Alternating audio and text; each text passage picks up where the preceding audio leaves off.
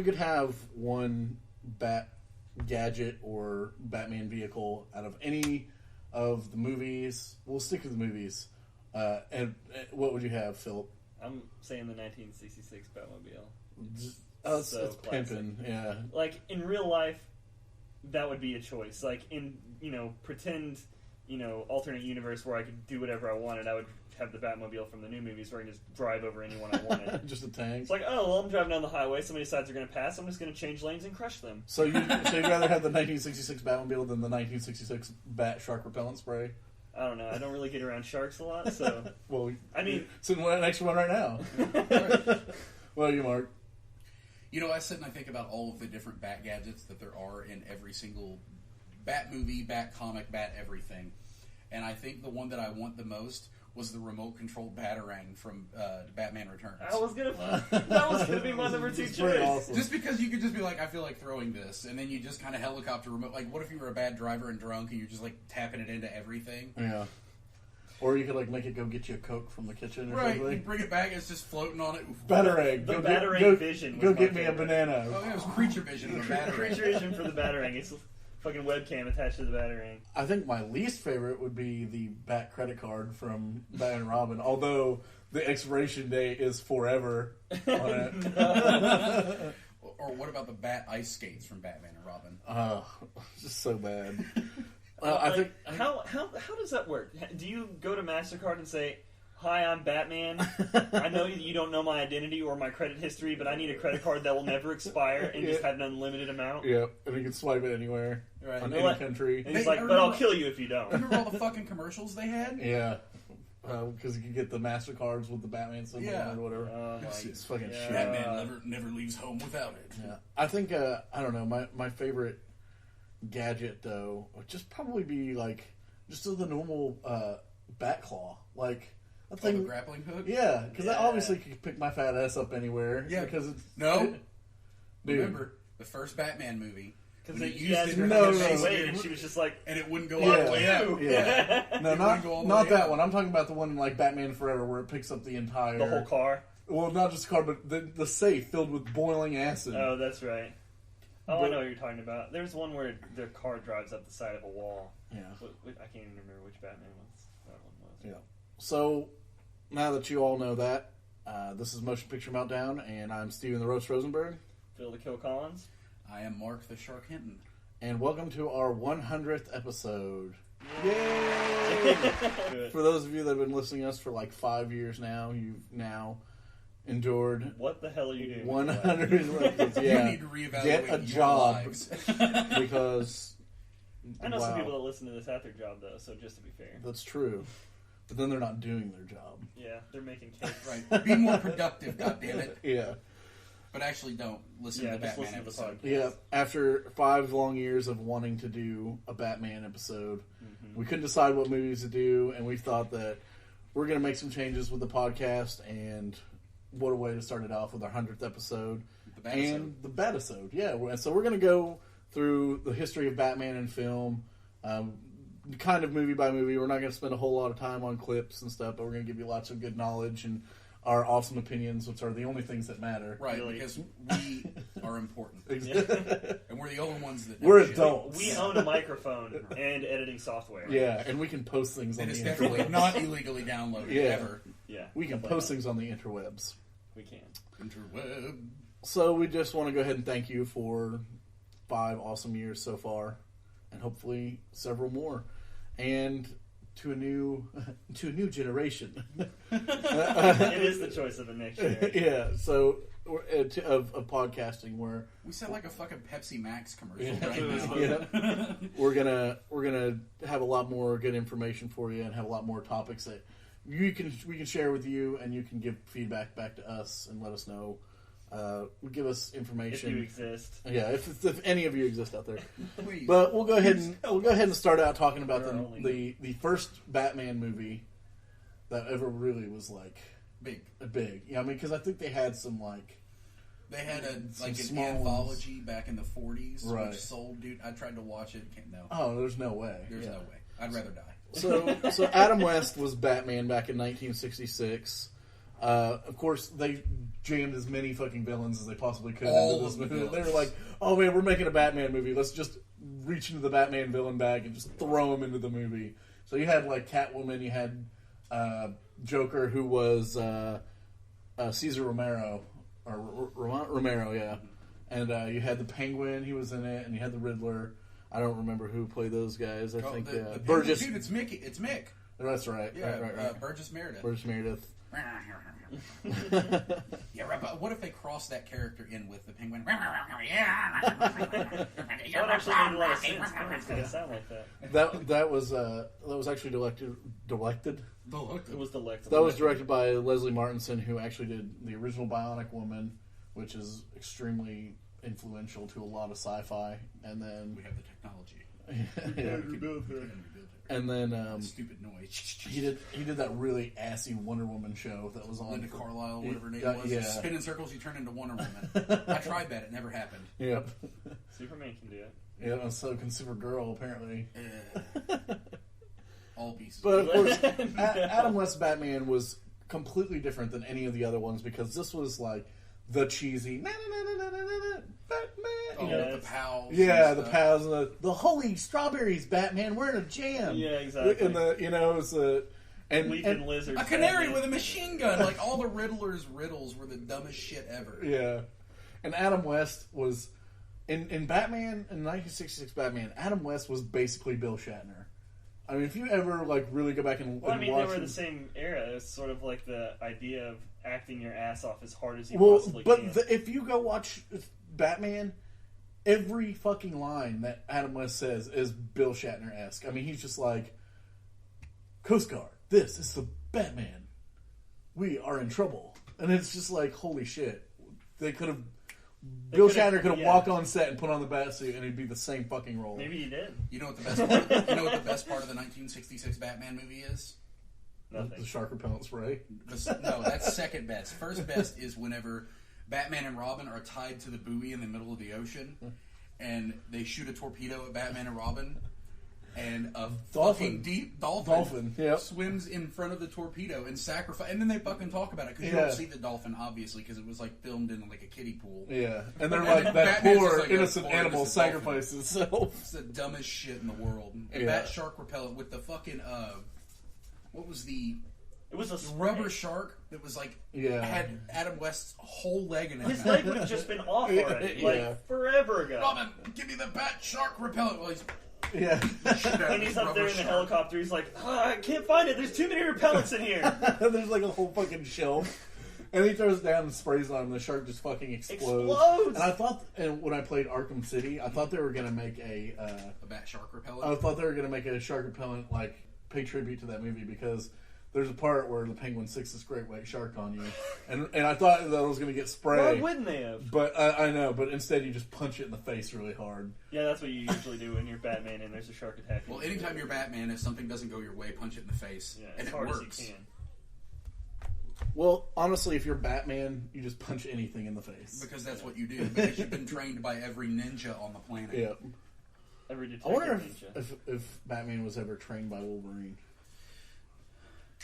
Maybe Wolverine was trained by Batman.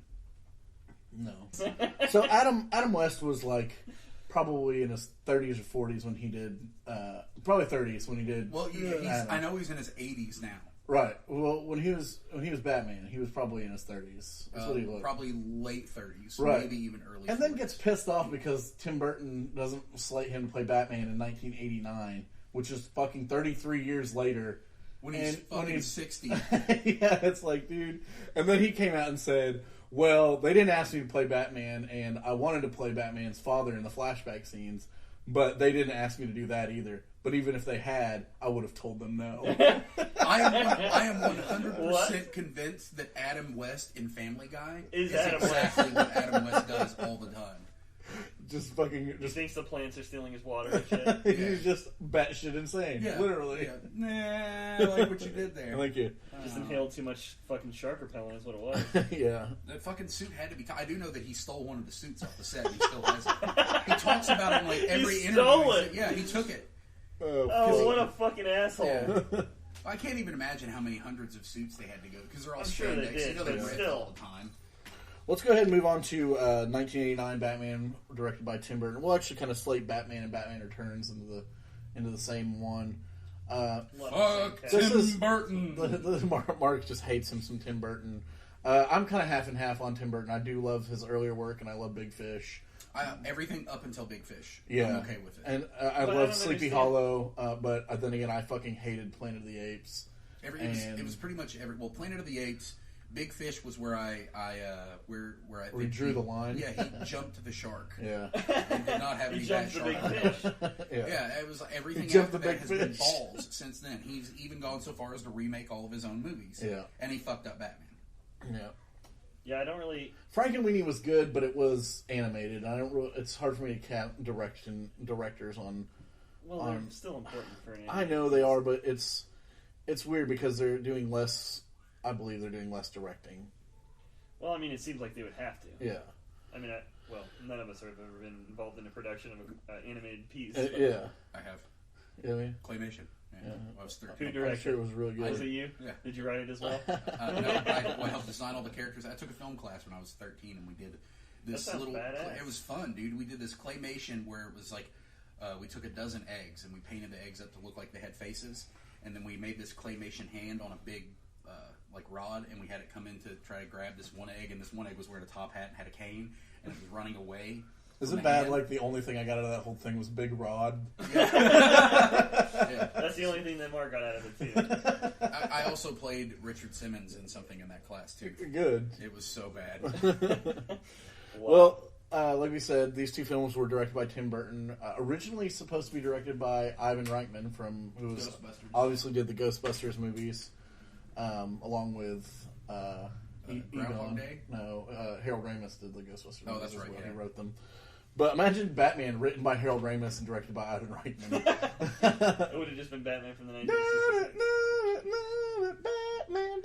Why would it automatically be Ghostbusters? Yeah, but how awesome were the Ghostbusters movies? I think that it would have been amazing. I think it would have been good. It would have been way different. Definitely different. Yeah. But it still would have had that cool horror appeal because when I was younger, there was parts of the Ghostbusters movies that were still scary. Yeah, they were real So, creepy. it's. I think it probably would have been a good job. But Jack Nicholson, of course, playing the Joker famously. A lot of people say this is Jack Nicholson's best role.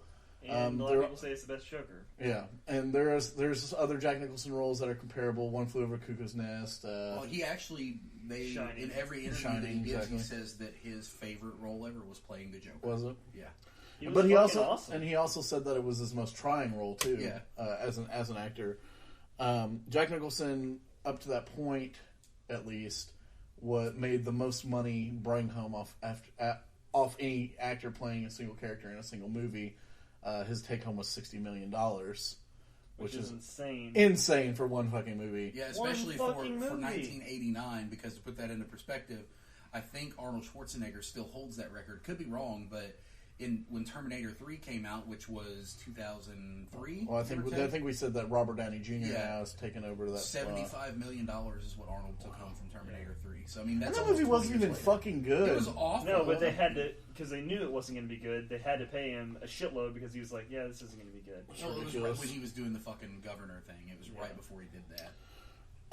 This is the famous bat suit that Michael Keaton can't turn his head in. Mm-hmm. So every time he looks at something, he has to turn his entire shoulders. And they reference that in the newer Batman series, actually. Yeah. Because in the Dark Knight, he's like, "Oh, you want to be able to turn your head." Yeah.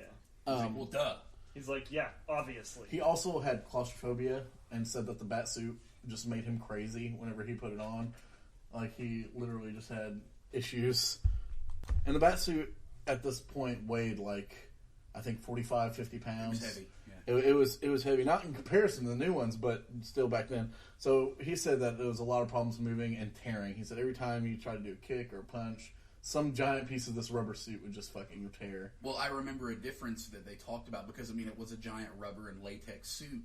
A lot of the scenes, that's why the fight scenes in the first Batman movie are so shitty. Right. Because he couldn't move in it. He couldn't throw kicks or punches or anything. Well, and I think, I can't remember, I just watched the first one not long ago. It's been a while since I've seen Batman Returns, but I believe there's a scene in Batman Returns where his mask gets ripped, and he just rips the entire thing off. That's right? at the very end of it. He tears the mask off whenever he's talking to And him. it Selena straight peels off. Yeah, so I wonder if that was done purposely or whether the He mask, was like, well, if the fuck mask it. actually ripped and he went on. He just went to with ad-lib that. That's probably something you could research. Probably figured out. Robin Williams was actually going to play the Joker. I mean, he was dead set because Jack Nicholson turned the role down. And I guess they told Jack that Robin Williams was going to... Till Jack Nicholson said, oh, fuck you. We don't want Robin Williams doing this. I'm going to do it. Which I think Robin Williams would have been cool. But I think he would have been cooler as the Riddler in Batman Forever, which they offered to him, and he turned down. Well, I think because he was pissed because they dropped him. There's a thing that one of the biggest things I like about the Burton Batman movies is that he did capture the dark, broody Batman. Absolutely. And the Gotham City, how it was supposed to be kind of dark and weird looking. Whereas Batman Forever and fucking Batman and Robin, they tried to go back to the 60s and make it into this shitty kids fest, you know? Yeah. Well, I'll get to my opinion on Batman Forever in a minute. But I do agree with you there. But they also... Which actually Keaton got a lot of scrutiny for in the first place is because he had just done Mr. Mom, I think, at this point, right? I think Mr. Mom was way before this. I think Mr. Mom was like... But that was his biggest thing that he was known for. He had just finished Beetlejuice before this. Right. And so Tim Burton. Comedy roles were like his plateau of acting at that point. So he got a lot of scrutiny from it. And he still kind of brought that comedy into the Bruce Wayne role, especially his conversations with Alfred and stuff like that. But I definitely think it worked because even with as far back as the brooding Batman, you still had a little bit of smirky, snide, funny Batman. That's all gone now. So, Batman's just a total sociopath nowadays. Well, right. He's fucking insane. Yeah. The only thing he won't do is murder people, which ironically he would have done in the Tim Burton movie. Right. He killed every villain in Gotham in Batman and Batman Returns. Nice. All of them. Nice. Blew buildings up, killed fucking everybody. Battering their faces. Yeah. Remember the boombox thug? Oh, in the first one? In 1989? Yeah. How shitty was the Prince soundtrack? Oh, I know. It was just the worst. Shitty my ass, I fucking loved it. You don't remember Shaun of the Dead? Like Batman soundtrack. Purple Rain. No. Sign of the Times. Definitely not. The Batman soundtrack. Throw it. They throw it at a zombie. When they're dancing, have you seen they're dancing all over the fine art and painting on it. It's like, oh my god, look what they're doing. Yeah. Have you seen the fucking music video for that? Like Prince's music video? He's dressed as the Joker with half his face painted one color, and it's just this big party. It is the gayest thing ever. Not that there's anything wrong with that. It's the gayest thing ever. It's like just, happiest? No. Like there's penises rubbing together. Oh, okay. It's definitely like you look at this and go, I don't see Batman anywhere in this soundtrack at all. Other than they went, Prince, here's a lot of money, make a soundtrack for this 80s movie. Or the artist formerly known as Prince. One thing that I'm going to go out there and just say is, and a lot of people won't say this, I think Danny DeVito did almost just as good as a job as the Penguin as Jack Nicholson did as the Joker. I would definitely agree with that. I think Danny DeVito's a really good actor. It's just he's a really gross person to look at any point. Yeah. Troll feet on his Twitter. Troll feet, He embraces his grossness. Yeah, it's true. Well, you can see that It's Always Sunny. It's either me or nobody. Like, It's Always Sunny is like, he is just himself in that. I'm pretty sure. But he is just perfect as Penguin. Like, yeah, he's not the sophisticated, except for when he's taking over the Batmobile and he's in that little kids quarter machine Batmobile. And he's driving. God damn it, that was the dumbest thing ever. I mean, he's not the '60s Batman, or he's not the '60s Penguin where he's like upper class Tea Party type uppity fuck, right? Which is I think they're actually trying to go back to a little bit now in the comics. Yeah, because he's basically a mob boss in the comics now, which is what he should be. Because it's not like a fucking fat little short dude can fight. Right. And but I loved him in this Burton movie because he was just so disgusting and just eating raw fish. Dude, the part in Batman Returns that sticks out to me, the first thing that always comes to my head anytime somebody mentions Batman Returns is when he bites that guy's nose. Oh, I forgot about that. When he bites that guy's nose and there's just blood squirting everywhere, and he's just like gushing blood, and the dude's laughing, and then he just bites his nose until he's gushing blood out of his nose. So fucking good. So nasty. Agreed. So he was really... Was he ever in the comic books? Was he ever a mutant person? Because I mean, that's what the idea is. He still had this like flipper fingers and stuff like that. I don't think he had flipper fingers in the comic. I thought he was just I a guy that short, was fat guy. fat and short, and he wore suits, so they called And he him had a the big Penguin. nose, Yeah. And he was obsessed with birds. I thought that might have been an invention of that movie. I couldn't. I Yeah, can't I think say it because was- I haven't done a Well, lot it's of Tim comic book Burton. research. Like, nothing's ever grotesque and weird enough for Tim Burton. Right. So, and just to put this into fucking perspective, in the mid-90s, like right after Batman Returns, because that one came out in 92 or something like that, in 94, 95, they were going to make another Superman movie, which got canned for like 10 years.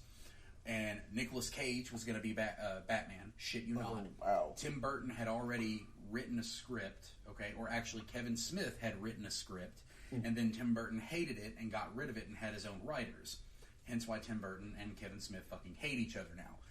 Tim Burton made Superman look so fucking ridiculous in his character sketches. Like, Superman had, like, big pipes coming out of his back and going into his face and shit. What? It was like Edward Scissorhands fucked Clark Kent and they had a baby, and that was Superman. His suit was actually going to be organic and come out of him. Didn't Kevin Smith hate Tim Burton so much that he made a comic about how much he hated Tim Burton or something like that? No. Basically, or he wrote something in a comic? He wrote basically at the end of one of his Jay and Silent Bob comics back in the late 90s. There was this scene in the comic books, a panel in the comics where Jay and Silent Bob went back in time or whatever, and the Abraham Lincoln Monument had an ape face, and Tim Burton did that in his Planet of the Apes remake, and he made a joke about how he should sue Tim Burton, and Tim Burton caught wind of it because Kevin Smith's agent ran his mouth. Right. He talks about this in one of his, An Evening with Kevin Smith DVDs, and he said that, like, Tim Burton went back and he goes, first off, I couldn't have ever used anything from Kevin Smith because I've never read a comic book. And then it was funny because Kevin Smith's response was, duh, we saw Batman. Good. Burn. Yeah. So Kevin Smith wins that one because he made Tim Burton go, I've never actually read a comic book. Having directed 2 Batman movies. 2. And we'll get to our opinions on this later, but a lot of people, I think the general consensus is that Michael Keaton is the best Batman. Mm-hmm. A lot of people do say that. He's definitely I don't know. Like I said, we'll get to the opinions later, but Yeah, but the opinions change every single generation. Yeah. Like, in every new decade, they make a new Batman, and it ends up being the favorite, but it's not until the next Batman comes out. Right. It's kind of like when your favorite band comes out with a new album, you're like, this album's really shitty, the last one was better, and then their next album comes out, and you go, this album's really shitty, the last one was better. That's Right. exactly what the fuck it is. People don't know what You just the have to fuck they're listen talking to it about. enough times, and then you finally You're just like, get fuck into it, I like it. all right, let's get to a couple of opinions here. Most attractive Batman love interest. None of them. What? I'm just being a dick. I was I'm like, saying, Catwoman, you got no Kim. fucking question. You got Kim Basinger from Batman. Ugly. She has a giant forehead. You have She has Michelle Lois Pfeiffer Lane from Batman syndrome. Returns, She was hot. who's wearing So goddamn hot. wearing Vinyl. pretty much pleather. And then you've got Nicole Kidman as Chase Meridian from Batman Forever, who is just Tom Cruise crazy about sociopaths. Yeah. And Which is then hilarious because she was married to Tom Tom Cruise. Then you've got Katie Holmes from Batman Begins. Batman Batman Begins. Begins. You have Uma Thurman as... Hold on. Who is, ironically, married to Tom Cruise. Yeah. Tom Cruise fucked up Batman. That's what we can say. That's, You have that's the Uma takeaway. Thurman, obviously, from Batman and Robin.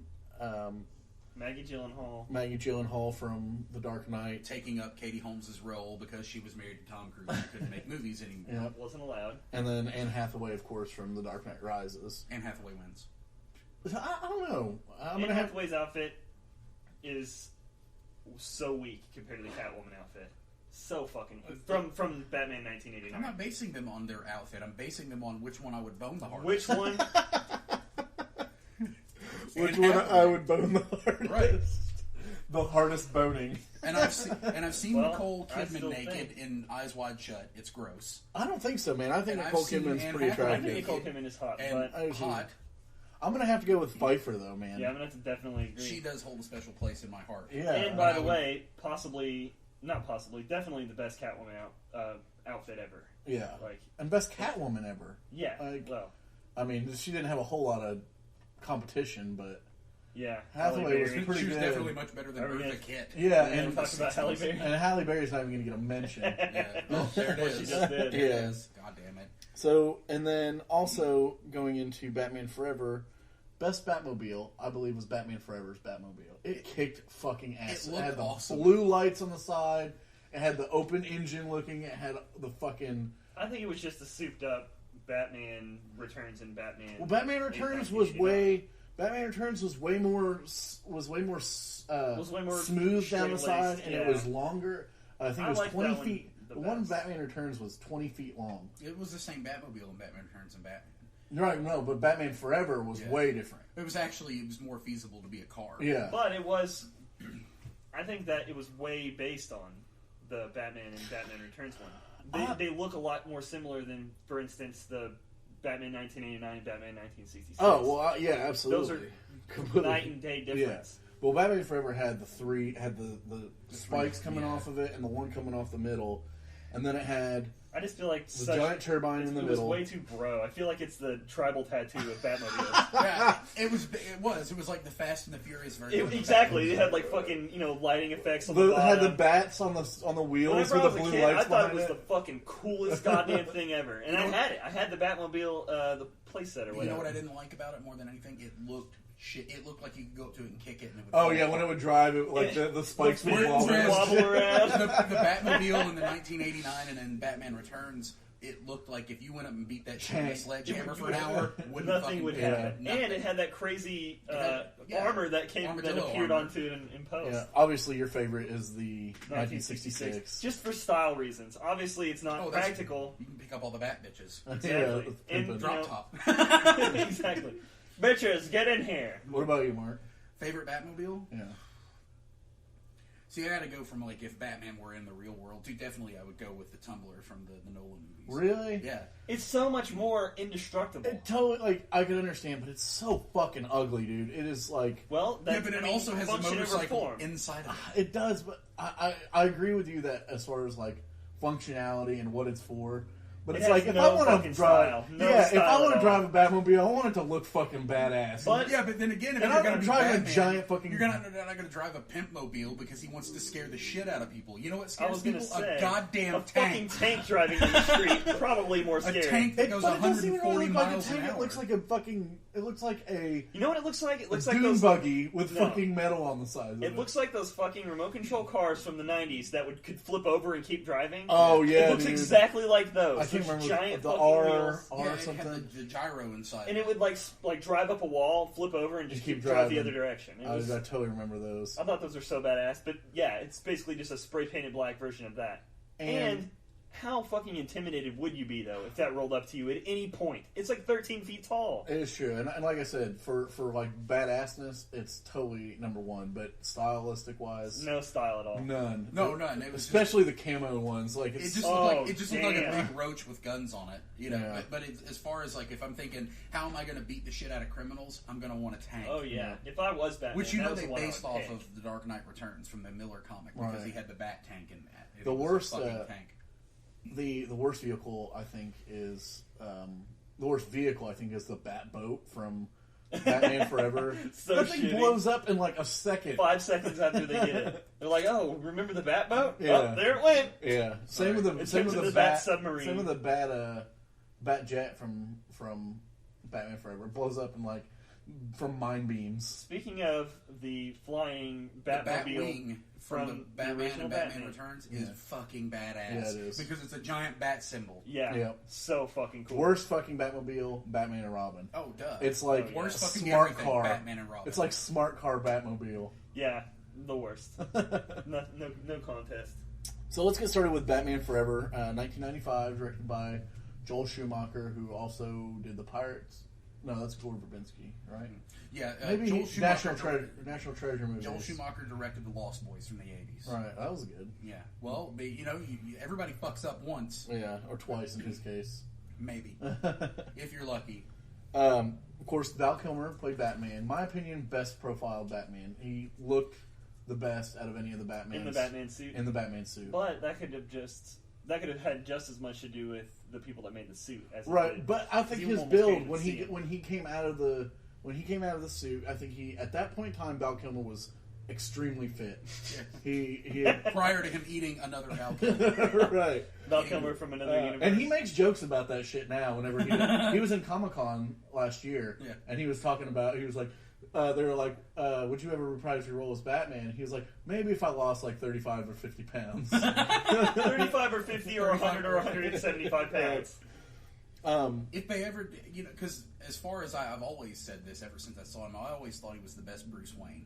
Absolutely. Because he looks like a rich, snotty fuck. He does look like a little bitch. And he's the best fighting Batman out of the series. Also, The once fight again, scenes. It could be because of the advances in suit technology. But and Also, not to mention, it was probably a stunt double. Right, 90% of the fight But- scenes and- that knew all kinds of all the kung fu. not only that, but you would think that the Nolan Every Batmans would have better fight scenes in them. But if you go back and watch the fight scenes of the Nolan Batman, it's just a lot of brutal punching. Is mainly it. There's not a whole lot of martial arts. I mean, I know he's trained by The ninjas. style that they chose was actually, it's a fairly new martial art, and it's not. It's one that's like it's a cross between like Krav Maga with Brazilian Jiu-Jitsu and boxing.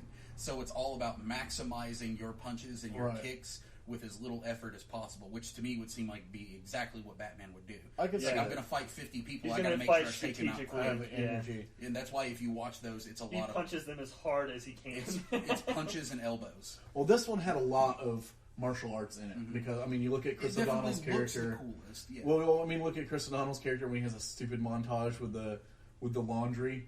You know what I'm talking about? And he's like swinging the socks around and shit like they're nunchucks and shit like that. But whenever I Chris love how O'Donnell, there's a 30-year-old dude playing Robin. right, and he's like, "You don't love me enough," and shit. But anyway, he's not a child. Like, why would he need a right.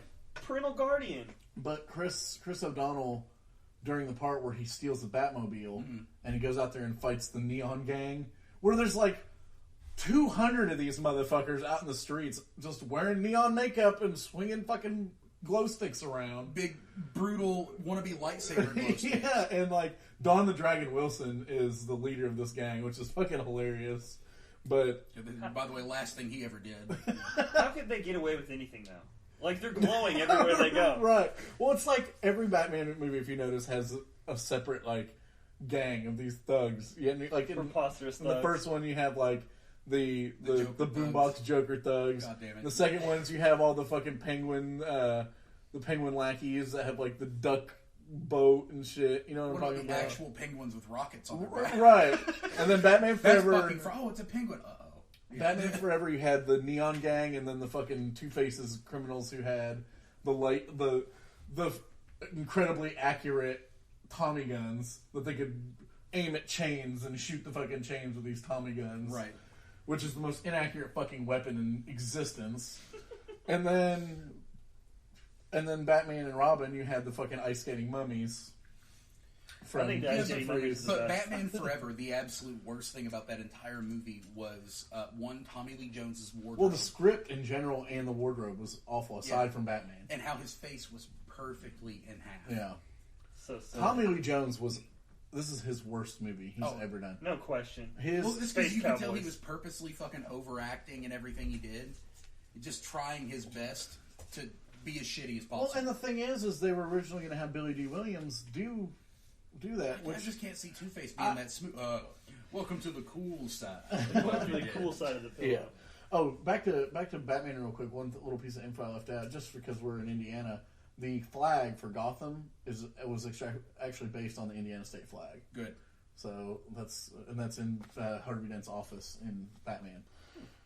But anyway, back to Batman Forever. Tommy Lee Jones is just bad. Everyone was bad in that movie. Well, the acting was bad. it was script the bad. script. Joel Schumacher's a terrible director. It's that simple. He's not He's a terrible good. director. But the writing of the script is just awful. I mean, when Batman's first words of the movie, in fact, the entire first line of the movie is Alfred saying, "Can I make you a sandwich?" And Batman just replying with, "I'll get drive-through." You know that is just The rest of the movie the is just setup for a horrible script. That was the peak. That was it. Yeah. I saw Batman Forever in theaters when I was in Orlando when I was 12 years old. and I was at Disney World, and we ate at Planet Hollywood, which was awesome because I got to see a Terminator. And then we went and saw Batman Forever in theaters because we didn't have anything else to do for a while. So we saw Batman Forever, and it sold out. There were people sitting on the floor in the theater. Well, I loved it when it came out. Oh, I did too. I absolutely loved it. I was like, this is the greatest Batman ever. Yeah. And then I realized I'm a stupid child.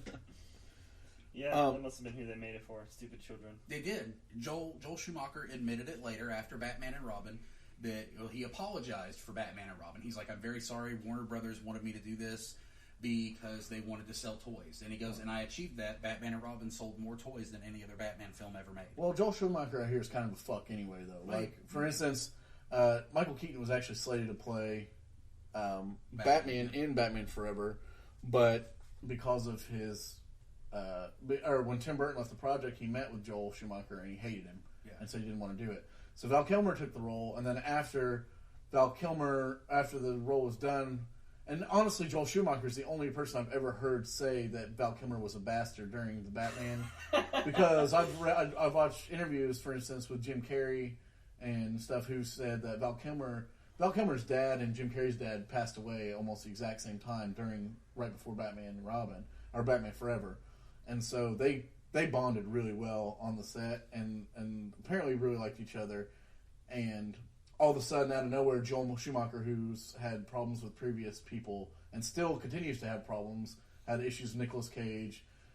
Nicolas Cage absolutely fucking hates him. Right, that's what I'm saying. He's actually said that he's just a terrible director. Right, and it's like, he has issues, and all of a sudden Val Kilmer's this piece of shit actor who... And Joel Schumacher may have ruined Val Kilmer's career with his outing and saying shit like that, because I don't know that he did. Aside from like Ghost in the Darkness, he did Ghost in the Darkness, Saint, and he did and the Saint. I think were the last two big things he did. Right. But really, I mean, that may not have been it, and that shit was like on HBO. But at the same time, like if you really look at it, a lot of people have said Joel Schumacher's an asshole. Right. I've only heard a couple of people say that Val Kilmer's an asshole. But if you really boil it all down, if someone's an asshole in every situation, right, or is being said they're an asshole, then you're the fucking asshole. Right. And Joel Schumacher's a fucking asshole. Right. And I love the Lost Boys, but you're a fucking asshole. And I've watched several interviews. Like, for instance, I just watched today. He's full of himself. Well, I watched the interview with Val Kilmer from Comic-Con, and he sounds like the most down to earth guy ever. Like, he was laughing with the audience. Everybody was asking him questions. He was answering everybody who's making jokes. Well, in fact, to point it out, in the last 10 years or so, he's had to eat a whole lot of humble pie. That's true. Like, hey, would you like to make this? He ate movie other kinds of pie as well. Yeah. Actually, all of the pies. But I mean, would you like to eat some humble pie with chocolate on it? But I mean, he the way he talks to the audience. For instance, this guy, he's like, "Yeah, you." And this guy starts asking. He's like, "No, not you. The person behind you." And the guy starts. He goes, "Actually, both of you just asked the question at the same time." Just being a dick. Yeah, and just obviously. And Kilmer was one of my favorite actors in the '90s. Tombstone and Ghost in the Darkness.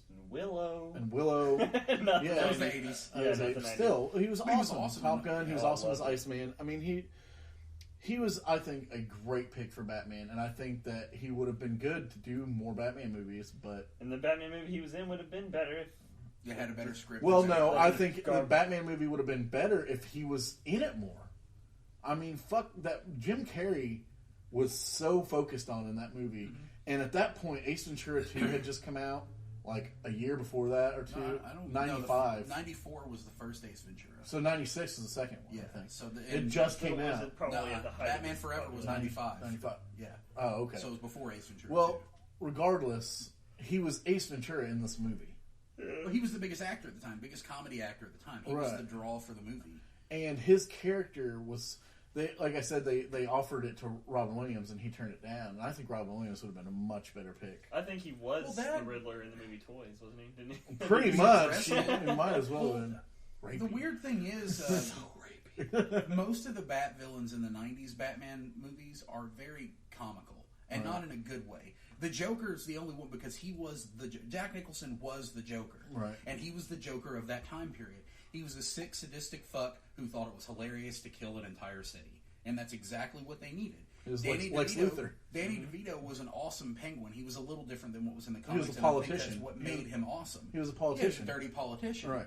Then you had Tommy Lee Jones and the Riddler, which was basically just takes on the 1960s villains. Tommy Lee Jones was basically the Joker from the 60s fucking Batman. Right. I mean, he even did the jumping up and down and running in place and laughing like a psycho. Right. Which is not Harvey Dent. Yeah. You know, it's worthless. Yeah. What it is. Boiling acid. Boiling acid because it needs to boil. At what point? Whatever. Yeah, and I think we're hanging on the wrong thing in that. I did like the fact that this was probably the Batman that had the most detective work in it. When you think of Batman, I mean, he started off in Detective Comics. Mm-hmm. The nickname is the world's greatest detective, right? And that's one thing that I just don't feel like directors have ever done right in the Batman. I mean, he's basically supposed to be a Sherlock Holmes that beats the shit out of people. And in the cartoon series, he is. Oh, absolutely! Animated series, he's way best. If they would have, that's why Kevin Conroy is still voicing fucking Batman today, 20 years later, right? Because he's fucking Batman doing Batman things, the way he should. He beats the dog shit out of people. Is that kind of like Hood Rats doing Hood Rat things? Yeah, except like Batman. You do Hood Rat things, Batman things with my friends. Yeah, I do Batman things with my friends. Smoking with cigarettes. And then, you know what I hated about all the Batman? All of them. Batman doesn't need a goddamn love interest all the time. It's okay to not have one. Yeah. Because that's never been a huge focus in the comics. Yeah, he has a floozy of the week, basically, because he knows he can't hold a fucking relationship. Well, because he's goddamn Batman. He didn't really have a love interest in Batman and Robin. It was more or less he was put under spell by Uma Thurman. Doesn't matter. It's the same even at that thing. point, Uma Thurman was just like, they couldn't have a love interest because there were 36 villains in that movie. Yeah. But even when he found out Uma Thurman was using a love spell on him, he was just like, man, fuck this bitch. Yeah. But it was just it was unnecessary because it's never been a huge focus. Like the Catwoman thing was always the biggest. It's not necessary for us, but to get a variety of audience members, they wanted to have love interest, and I never understood that. It's just like it's just for the almighty dollar. Here's a little. How many millions of comic book fans are going to go see a Batman movie that's actually fucking Batman? Right. You know, comic book people. Me and I have all the money. They do because they buy all of the comic books. They'll definitely save up their $12.50. A little bit of info on Batman Forever. Brad Dourif, voice of Chucky, and also Mark Hamill were both tried out for the Riddler part. Which would have been weird because Mark Hamill was voicing the Joker exactly in the animated series. Tim Burton actually handed the reins of the Batman directing over to Sam Raimi, who at that time had done Evil Dead, had done The Shadow, not The Shadow, Darkman. He'd done Darkman, which with Sam Raimi's pretty much a type of horror movie, or not horror movie, superhero movie. Mm-hmm. And this was before Spider-Man 1. Oh, it's way before. Yeah, and something like that. Warner Brothers did not think Sam Raimi was experienced enough, so they said no and gave it to Joel Schumacher. I'm sorry. I mean, I have to agree. Yeah. I feel like if they were worried about having too many Batman villains before, they should go see Spider-Man 3 and see all the 200 villains there. Right. Yeah, it's Sam Raimi can only he doesn't ever need to do sequels. Right. I think because the more movies you give him, the more he goes, I'm bored with this. Let me do some crazy shit. Right. I don't like that. Alec Baldwin was up until about 2 weeks before they selected Val Kilmer. Alec Baldwin. Alec Baldwin was selected to play Batman. I could have seen that if I could ever see him in an action role. Because at the time he wasn't fat. Right, he was. And he looks like a rich guy, and he's a dick. At this time, right around this time, The Edge came out, and that was more of an action. I think The Edge was a little after this, but it was right after The Shadow, which was a piece of shit. Right. But at least they could say, okay, he is actually playing some sort of rich, because The Shadow is basically Batman. And Leo DiCaprio was slated to play Robin, which would have made more sense because he was a lot younger in 95. Yeah, he was only 20. Right. Was he 20 in 95? He was 18 in Gilbert Grape, right? Which was 93 or 94. Right. So he would have been right around that age. I think and he looks like a fucking 12-year-old even now. Right. I don't think he looks like a 12-year-old anymore. He's starting to make crow's feet. I don't care.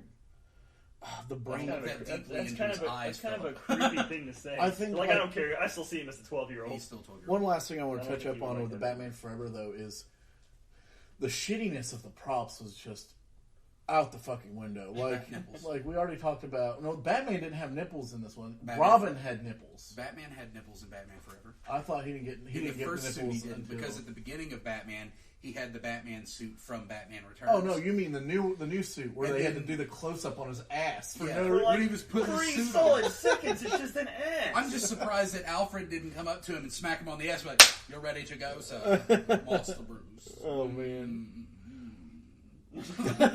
Wow. Who designed this bat ass? Yeah. Like, Who designed in the movie, the bass? Yeah. I mean, was Batman or Bruce Wayne just like, man, my suit's just not sexy enough. It doesn't strike sex into But the heart that of my scene, enemies. that fucking scene where the camera shot just hits his ass and it's just like, cling, and just ass shot for like. It's okay. way longer than any of the other like I'm putting things on scene. Yeah. Like he puts on a glove, puts on his belt, puts Straps on his shoes, the chest. yeah, and then it's like, and there's his ass, and it's already on him. It just zooms in and it's like, yep, it's his ass. I would say, though, the reason they did that was for the women who are going to go see a Batman movie. Because obviously women don't care about most superhero movies, most of them, because they're kind of cheesy. And Val Kilmer was up there in the whole. Yeah, so he was the heartthrob, yeah. sexy guy of the. But also, like, mid-90s. as far as superheroes go, I know women that don't know a goddamn thing about Batman, but they're like, Batman.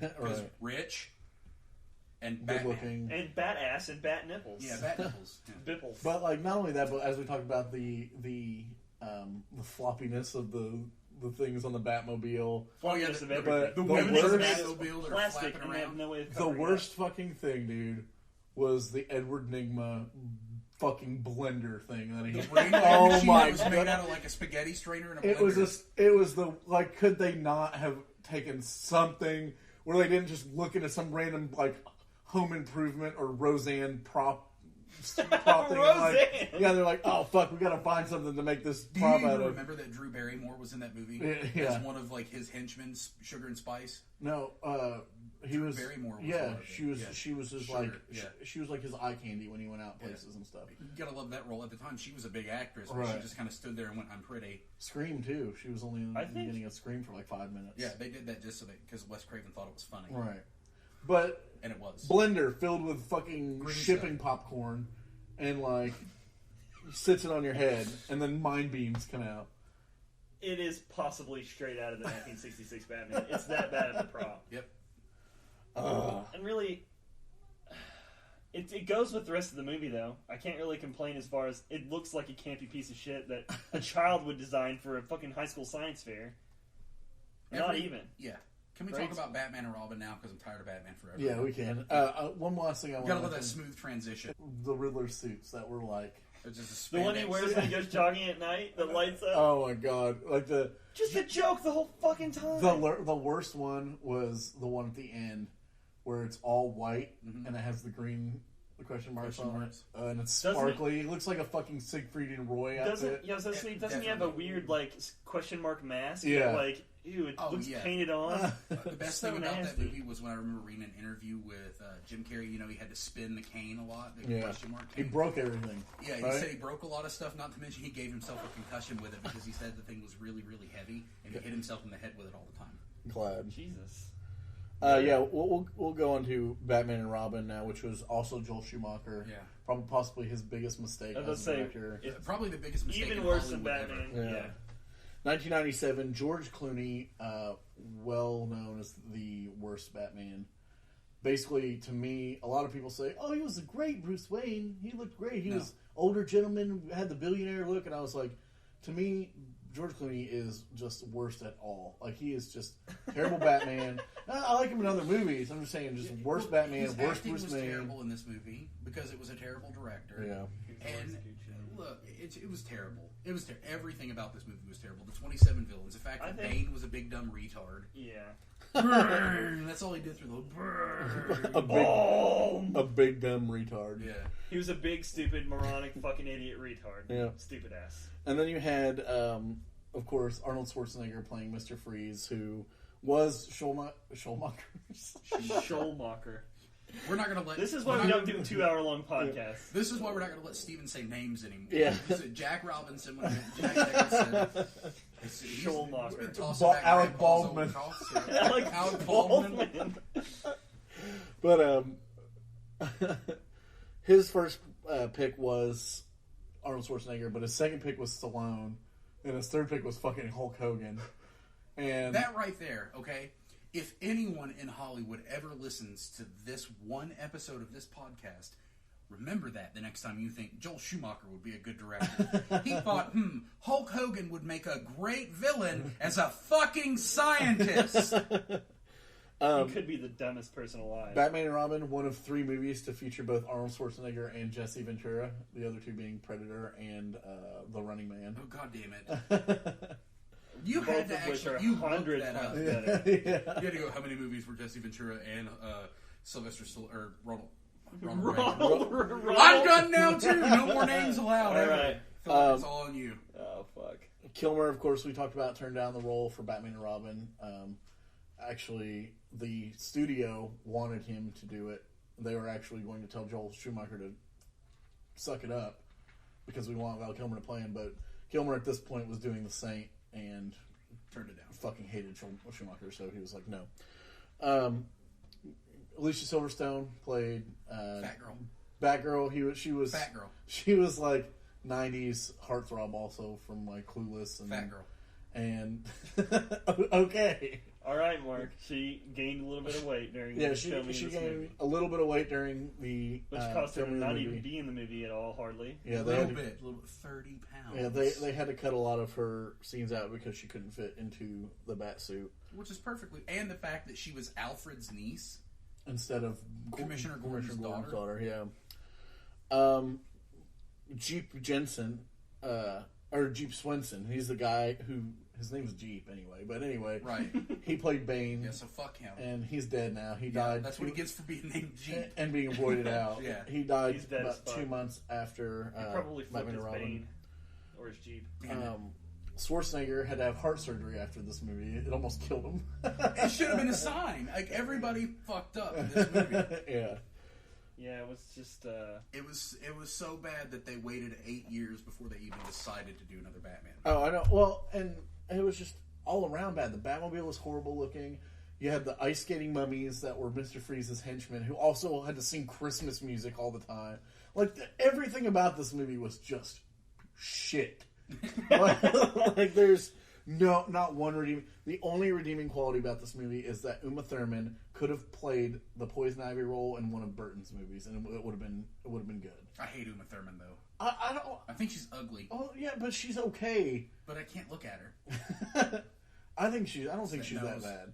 I don't think she's unattractive. I don't either, but I thought she's uglier in certain some movies roles than she is in other ones. I think they just dress her up to look. But the role that she did in Batman and Robin could have been put in a Burton Batman, and it would have done just as well as any Burton villain. But Villain. Tim Burton would never put plants in his movie. That's true. Because they would all die. Everything would be all jagged Right, and shit. yeah, jagged and gross looking. But, And I'm the biggest Batman fan in the fucking world. Like, I have been since I was a kid. The world. And I have never seen all of Batman and Robin. I can't make myself watch all How of have it. you not seen all of it? Because I've it's only bad. ever seen bits and pieces of it at a time. I know everything about the fucking movie, but I've never seen all of it. I know it because I research it, because know your enemy. And that movie is the Batman enemy. Clooney's suit was 90 pounds in this movie. It's So 50 pounds more than any other bat suit. So it weighed more than Alicia Silverstone. Yeah. Oh, it weighed Well, for the first month of shooting. It weighed 18 pounds less than Kim Basinger in the first Batman movie, because she weighed 108 pounds. That's what she said she weighed. Yeah. Yeah, but then the She Bat was Belt. lying. Yeah, she lied. In her bra. Yeah. Damn it, Philip. At this point, I think we should take a little break and just listen to all the various colds and freezes. Yeah. We'll go ahead and give that to you right now. These are all the Arnold Schwarzenegger puns about cold and freezing in Batman and Robin. Allow me to break the ice. Cold, freeze. Cold, freeze. Cold, frozen, icy. Cold, chill. Chilling, winter, ice. Winter ice. Chill, cold, ice. Cold, freeze. Chill, freeze, winter ice. Cold, cool, ice. Frost, winter ice. Freezing ice. Cool, freeze, freeze. Freeze, freeze. Freeze, freeze. Freeze, freeze. Let's kick some ice. Those are all different fucking parts of the movie. Yeah, I was going to say, it seems like those would have had to been repeats, some of them. No, not he just one. kept saying, freeze, winter. Fucking Let's horrible. kick some ice. It's just so Apparently, bad. whenever Chill they were... out, bad boy. Instead of giving him a script, they just gave him a block of ice. Instead, describe this throughout the movie. He was like, freeze, winter, cold. Yeah. And that's what they did. That was the whole script. Just holding a block of ice. My wife. As I said, the two parts I hate the most in this movie is the Batman credit card, like we talked about at the beginning of the episode. Expiration forever. Batman forever. Yeah. But who the fuck gives Batman a credit card? How could they possibly issue Batman a credit card having no clue who he is? They couldn't. Is the answer. What do we know about him? Maybe he beats Batman, people up all the time. Maybe okay, Batman so he's made basically his a own criminal. bank. Maybe Batman has his own bank in the back. I can just see him crashing through a fucking bank through the top, just coming in and go, I need a faster card. Swear to me. I need all the MasterCards you can give me. And then the biggest bullshit part of this entire movie is in the I think it's the beginning when they surf on those fucking doors. You know what I'm talking about? Anytime in a movie, whenever people surf who aren't surfers, you know it's bullshit. But they're surfing through the air. No, that's what I'm saying. What were they doing? It was they were basically escaping the explosion. They were like air skiing is what they were doing. Yeah, air that's what I'm saying. snowboarding, and it was the worst. It needs to not happen. Why would Batman know how to skydive? I don't know. We'll kind of segue into the next. God, that got no coverage at all. Fuck it. The better Alfred. We're going into the Nolan trilogy now, and of course the Nolan trilogy. This is after was it Michael Gould? Right, that's his name. Gould. Michael Gould. He played Alfred throughout the old Batmans. All of them. Yeah, that's really the question: is it Michael Gould or Michael Caine? Yeah, because they're both quite excellent at the role, I think. And Anthony Hopkins was supposed to be Alfred, but he turned down the role. So who would have Anthony Hopkins been a better Batman? I don't think so. I don't think he would have. I can't really see Anthony Hopkins as Alfred. I don't think he would either. He has too strong of a personality. Yeah. No way I could have seen it. I mean, look how awesome Michael your Caine. Explanation of Anthony Hopkins is that he could play a rock. Yeah. And win an Oscar for it. Award. But then at the same time, look at the other movies that Anthony Hopkins has done between Batman Begins and now, all pieces of shit. But this is the difference between Michael Caine and Anthony Hopkins is Michael Caine has more of a submissive personality and a calming personality than Anthony Hopkins has. Anthony Hopkins is more of a like Odin. He's way less. Look at him as Odin. Whenever he looks at Loki, he's like, ha! You know what I mean? That's exactly why, because Alfred was always supposed to be Bruce Wayne, Batman's father figure. But he was never like aggressive. Yeah, he never told them what to do. He just dispensed unending amounts of advice. But he ripped his ass all the time. Like he would tell him, for being I'm hurt not and sewing up any more shit on you. Yeah. So I could have seen him do it, but honestly, I don't think anyone beats Michael Caine because Michael Caine over Gould. Yeah, because he played. You know, the problem I had with Michael Gould as Alfred is not. His name is Michael, right? I don't know. Well, whoever the fuck played Alfred in the '90s Batmans, I think I looked it up. The problem I have with it is not the role or not the actor; it's the role because they just made him a butler. Yeah, it was kind of that's all he was. He was a butler. That was. He didn't really help at all.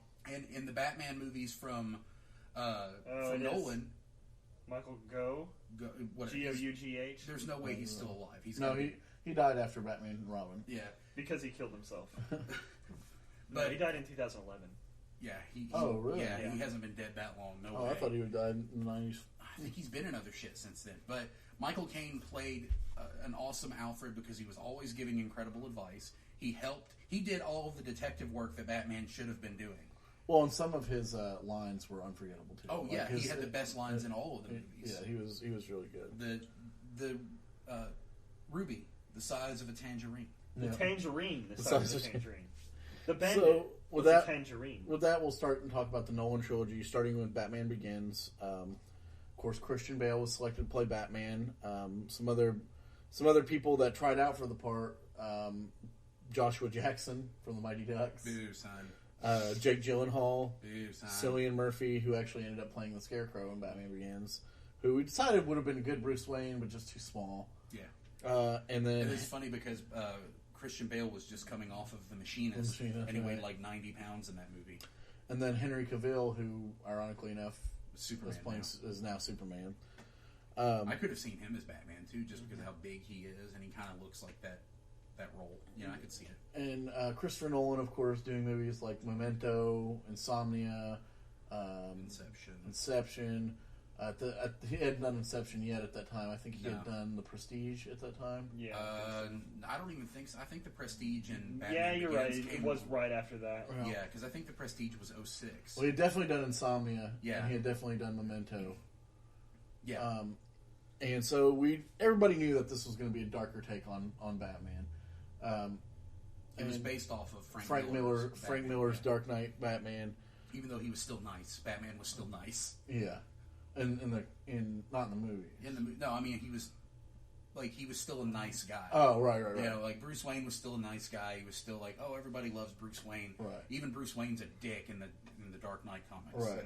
Frank Miller Well, versions. and Christian Bale is kind of a dick in Batman Begins. Well, he's super. He acts like a rich guy. Yeah, he tries to play the rich guy role, which he does it well. Michael Because Keaton, Alfred tells him to. He's like, you gotta go bang some bitches right now because people are drive getting sports suspicious. cars, bang bitches, buy things. Gotta go buy a hotel right now. Take all the bitches home. The reason that I like that is because of the take on Batman in the comics, especially for Frank Miller, was it was incredibly hard for Batman to actually act like Bruce Wayne, because like the way they would always explain it was that Batman was the main personality, Bruce Wayne was the alter ego, because Batman is Batman when he's Batman. That's it. Right. Let me say Batman one more time. That was it. That's why there's the crazy shit, like people bitched about the voice that Christian Bale did, which of course you've got a little info about that, which I didn't know. It wasn't his fault, actually. His voice, everybody bitches about his voice being so deep and raspy, but when he actually did that part, it was more normal. It was a little bit raspy, but Nolan went back through and had the editors make it raspier and deeper with editing software or whatever, and made it sound forced, which sounds awful in my opinion. It really does. But I defend it because it's supposed to be forced. Right. He's doing it so people can't recognize his voice, which I'm fine with. It sounded awful, but I'm fine with it because I mean, no other Batman roles they really even tried. I mean, fucking Val Kilmer sounded like Bruce Wayne when he was Batman and Bruce Wayne. So did Michael Keaton. There was no attempt at doing a different voice. Basically, Superman, where he just puts glasses on. It's like, oh, it's a different guy. Yeah. Nobody knows that's the same guy. The two villains, of course, Cillian Murphy as the Scarecrow and Liam Neeson as Ra's al Ghul. Yeah. Which couldn't have done any better, I thought. Those were both excellent choices for those characters. Liam Neeson was fantastic. Katie Holmes, I do enjoy her more than I enjoy Maggie Gyllenhaal as her replacement in the second movie. I didn't think Maggie did a bad job. I just thought it was... She's a little odd to me. She's homely. Well, she's just not really all that attractive. Well, I think she's attractive, but she looks a lot like her brother, and which is creepy. And I don't think her style of acting really fits. She always plays that hippie, laid back kind of Donnie Darko. When she was in that, she always plays this hippie, laid back kind of uncaring person, and then in this, she's supposed to be this really gung ho district attorney of the most corrupt city in the world, and I just didn't see her as that part where Katie Holmes. I definitely saw it way more. I feel like she would be way more of a ball crusher, right? And of course, this had the best effects of any. No. The second one, Dark Knight, had the best effects of any Batman movie I've ever seen. Batman Begins was the second best. I thought the effects were really. Christopher Nolan based all of his effects off of Blade Runner. Even the way they shot the movie, the style they shot it, the darkness, the grittiness. He based that off of Blade Runner. Like, he wanted to use as little CGI as he possibly could so that we actually had some realism and it was actual props and things like that. There was very little, like, actual CGI in the movie. Right. So, and I was okay with that because it does give it that real feel. And I know that he wanted to put Batman in, like, more of a real-world setting. And I like that because you can look at Batman and say, okay, this isn't fucking George Clooney, right? It's not insane. It's by far, it's a stretch, but it's not like this shit couldn't happen, other than maybe that evaporating machine. Well, and the thing that Nolan did that no other Batman movie had done was, aside from the villains, he surrounded the villains and the main character with excellent actors. And that, in my opinion, is what goes with having an outstanding cast in a movie. Is your supporting actors have to live up to the main actors. Oh, fuck yeah. Gary Oldman and Gordon's Fisherman. Commissioner Gordon's Fisherman.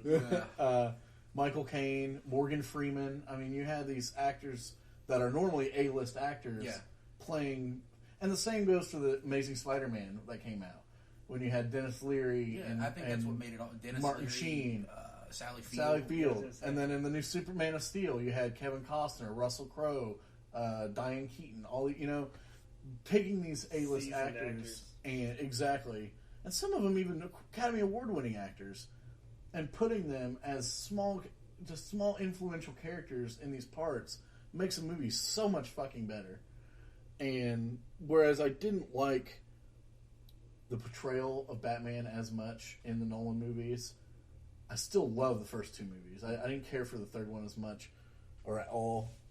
But I was going to say, I think you. But the supporting actors make these movies so much better than they would have been if they weren't there.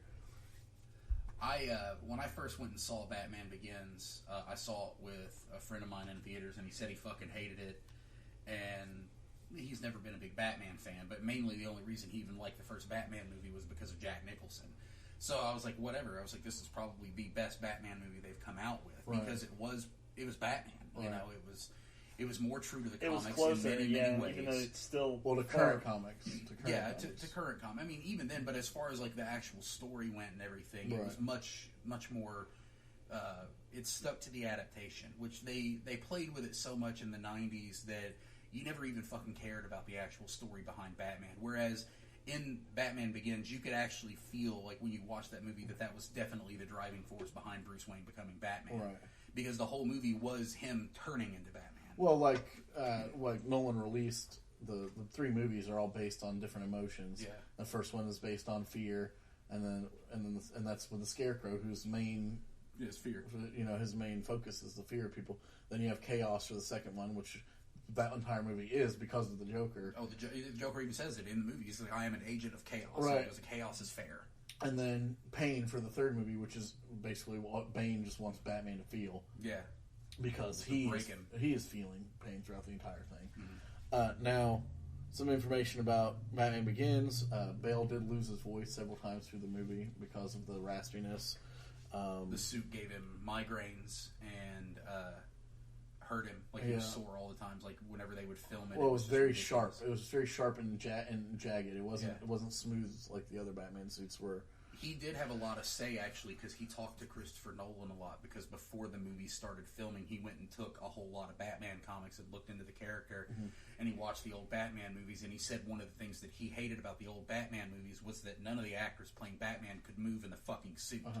And they said Batman's supposed to be stealthy, he's supposed to be quiet, he's supposed to be basically a ninja, and you got a guy who can't even bend his legs. Well, aside from Batman Forever suit, because actually Nolan took the suit from Batman Forever, and the guys who tried out for Batman, all their tryouts were done in the Batman Forever Batsuit. Ooh, terrible. Yeah.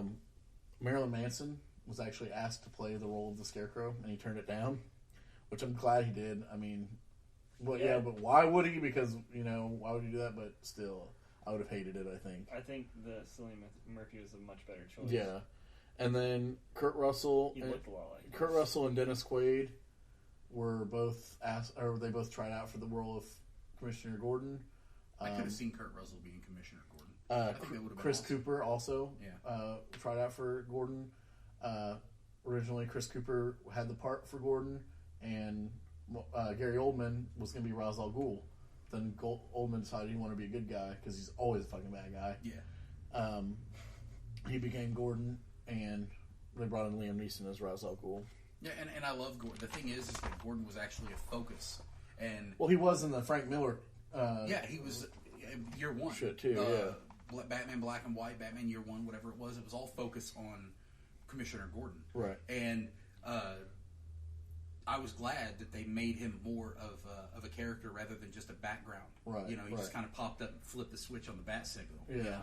But no, and cheered whenever he saw the Batmobile go by. Yeah. No, Gary Oldman is great in any. He's like your Anthony Hopkins, man. I can watch Gary Oldman play anything. I could do the same thing. And he is just phenomenal. And he is so unappreciated for his roles. And I think he actually was just nominated for the first time for an Academy Award last year. Yeah, Tinker Soldier Spy. Penis Wrinkle, whatever it was called. Yeah. Good job, guys. You Pretty much between the two of you, destroy the hell out of Tinker Tailor Soldier Spy. I said it right. Fuck Mark. Then after Batman Begins, of course, you have The Dark Knight, which is my favorite out of the Nolan trilogy. I think it's most people's favorite. It's my favorite out of the trilogy. If you look at actual trilogies, the middle one usually is the best. I have heard a shitload of people say they love The Dark Knight Rises the most. I can't see why in a million years. I don't really understand why either. But I love it, but it's not nearly as good as The Dark Knight. No one was going to beat The Dark Knight, though. Like, they should not have made a fucking sequel to Michael Keaton, I saw some interviews with Michael Keaton and Val Kilmer. Michael Keaton has yet even to see a full Christopher Nolan Batman movie. Yeah. He did say he watched some of The Dark Knight and said that he just was so in love with Heath Ledger's performance in that as the Joker. He said he just did a fantastic job. And then that was like whenever they first announced that Christian Bale was going to play Batman. I had a problem with it because the only movie I had seen him in at that point was Reign of Fire. No, I hadn't even seen that at the time. I had only seen American Psycho, and I was like, "This fuck is playing him." It was like, "There's no way." And then I watched the movie Equilibrium with Christian. I was like, "Okay, he could be Batman now. I can be okay." He can be Batman now. You'll allow it. And I was like, "I will allow it." Like, actually, they should actually send me a letter and ask if I'm okay with it first. I still haven't got my "What the fuck" Ben Affleck letter, but Heath Ledger. When I heard he was playing the Joker, and Heath Ledger being incredibly young at the time was already making a pretty good name for himself for huge movies like Brokeback Mountain. Right. But I had a problem with him playing the Joker because of Brokeback Mountain. And I'd never seen him play anything with... Because he never had played anything. Yeah, he basically quit acting for a while because he kept getting those fucking 10 Things I Hate About You roles. A Knight's Tale and stuff. Yeah, and he said he was just fucking tired of it. And he took on the role of the Joker and apparently dove way deep into it and it fucked with him. Well, I think his best role, aside from that, and I really liked him in his small role in Imaginarium of Dr. Parnassus. Let's say he died in the middle of that. They had to completely change the script. Yeah, they had to rewrite the movie because of it. But Monsters Ball. I was going to say The Patriot. Have you seen Monsters Ball? I have, yeah. I thought he was awesome as Billy Bob Thornton's son. He was pretty good. He was awesome. He's an awesome actor. He was too handsome. So he kept getting. The thing is like when he won the Academy Award for Best Supporting Actor in The Dark Knight, like people were like, he's only winning it because he's dead. I was actually on the dot a year. Yeah, exactly 1 year after he died, and he won it. I'm sorry, I'm just going to say, maybe it had some influence, but if you go watch The Dark Knight, so good. I was like, fuck him playing the Joker, and then I saw him as the Joker, and I went, ooh, gross, scary. And then I saw it, and I was like, this motherfucker is awesome. I think me and Brandy had the same kind of reaction when we saw it for the first time. I was sitting there, I was like, this was not a Batman movie. This was a fucking Heath Ledger the pencil part as well. Oh, that's what magic trick. Ta-da! That's what threw us over the edge was the pencil part. That and the ad-lib part he does when he's sitting in the jail cell and he starts clapping. Yeah. Like that was just, to me, I loved it so much. And the big part that sticks out to me about that movie is when Batman's just going like 100 miles an hour on this motorcycle, and the Joker's just like, hit me, like yelling, because he wants him to give into that, because he doesn't give chaos. a fuck. He wants him to kill him, and he wants Batman to just become everything that he hates.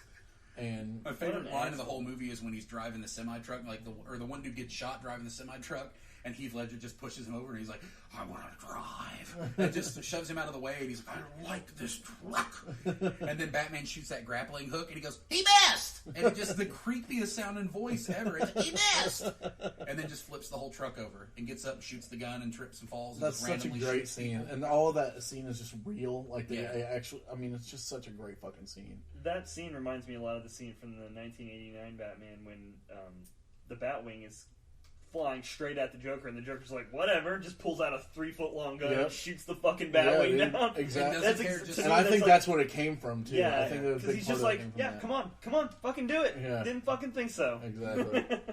And, it was just so fucking good. And Val Kilmer, Val Kilmer's version, or Val Kilmer's opinion, is that he sees that a lot of people don't like the Nolan trilogy, but he understands why people do, because he thinks that Nolan's done what a lot of big directors do now, and that's go out and ask the people what they want. Yeah. And they ask the people, and they look, and he does his research. And he may not ask his cast to do the research, but he does the research. And that's what Kilmer had said. You should definitely know the source material of what you're dealing with. Yeah.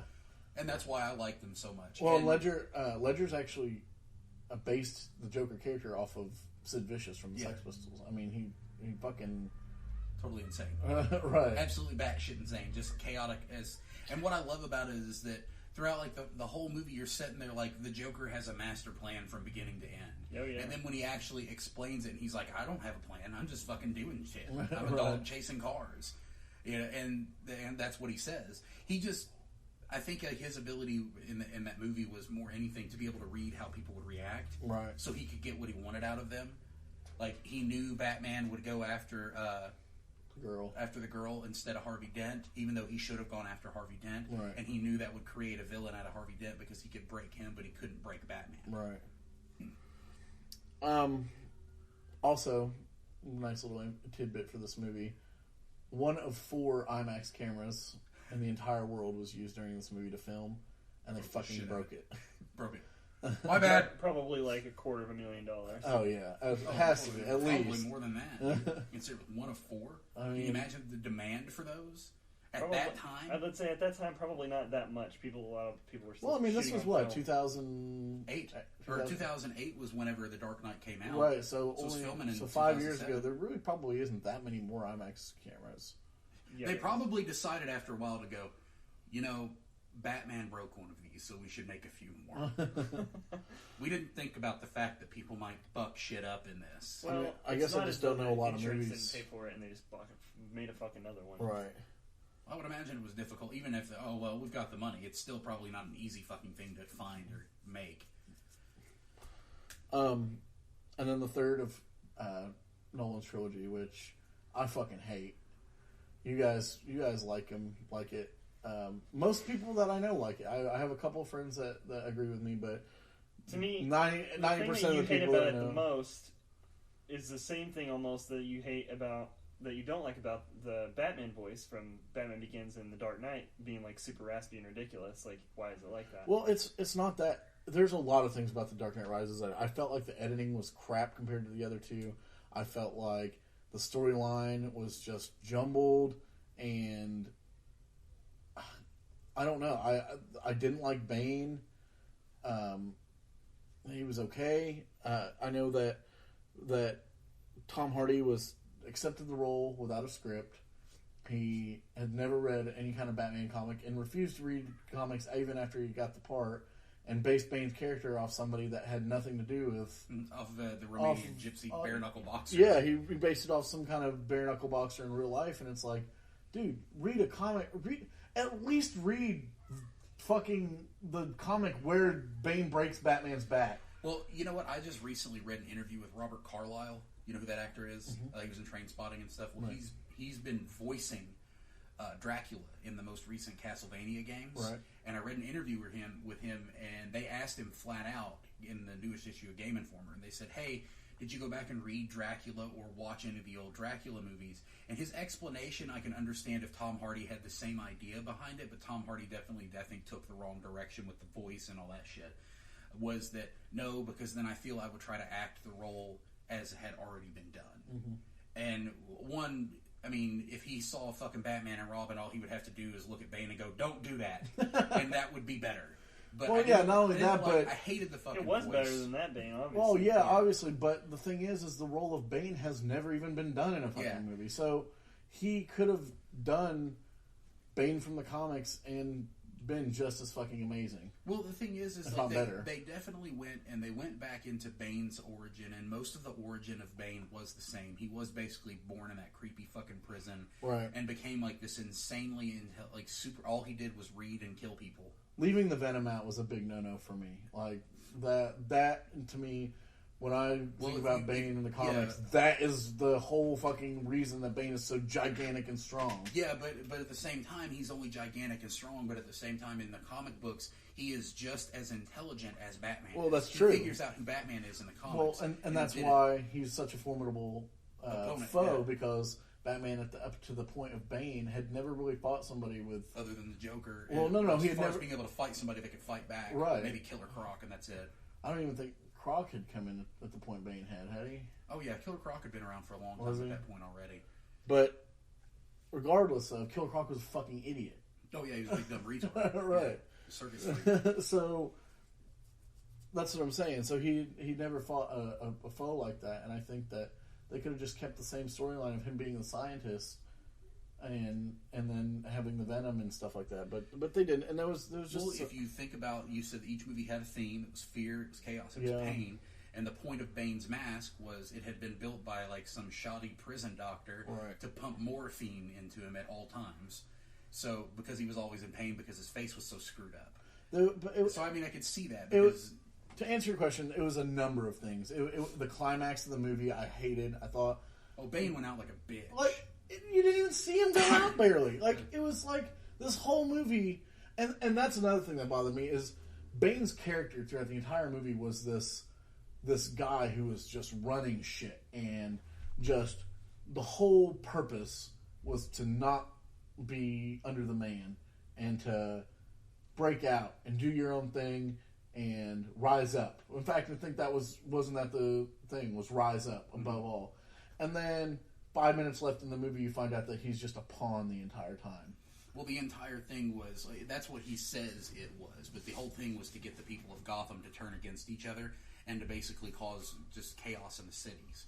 Yeah, the whole point of all of it was just to destroy Gotham because that's what Ra's al Ghul wanted to do. Yeah, right. And he did that because he was in love with Ra's al Ghul's daughter. It was as simple as that. He was her bitch.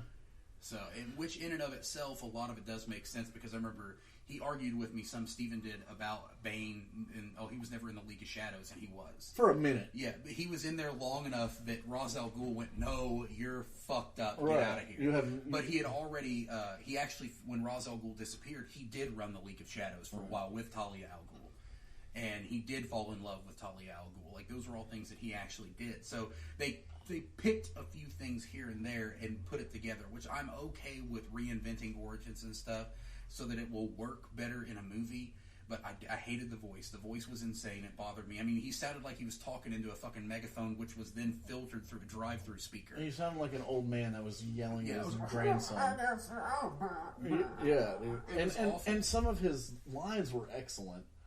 And like probably my favorite part of The Dark Knight Rises was when him and Batman were fighting in the sewers. Oh yeah, and he's just talking and Batman shit cuts the lights. Yeah, because he thinks that the dark is going to help He's him. like, I was born in darkness. Yeah, that was a great scene. I think it was really well done, and I wish that the dialogue in the rest of the movie was that well done. Tom Hardy was also deaf in that mask, right? Because the whole thing covered his. And that was another thing is the mask could have been so much better.